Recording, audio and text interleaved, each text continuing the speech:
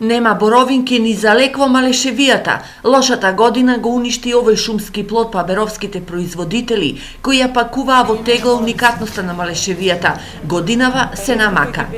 Временските услови ова година бидејќи некако почна со цутење на лошките, а фати многу мраз до -4 температури, ослани све. Значи, буквално све, до сливи, до круши, јаболки, боровинки, ослани све. Но не е само климата во прашање, туку и нашата негрижа, предупредува Кажлевски, познат по производството на овошни оцети. Навиката е многу лоша, која ги берат, ги корнат корењата. И после нема.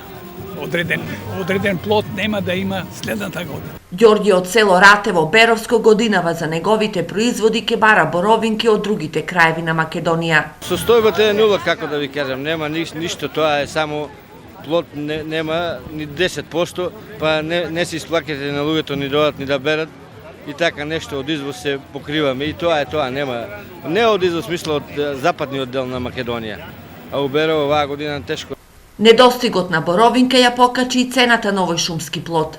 Боровинката ланската година имаше 150, сега отиде 180, толку отприлика толку и тоа повише е усмрзната состојба. Она е свежа, ама додека не ја доносат, се замрзнува. Во Малешевијата нема официјална бројка колку семејства се занимаваат со производство на здрава храна од шумските плодови. Неофицијално се зборува за 5-6 семејства кои соочени со беспарица ја нашла екзистенцијата во шумските плодови, па нивните производи ги откупуваат и познатите хотели и ресторани во Малешевијата.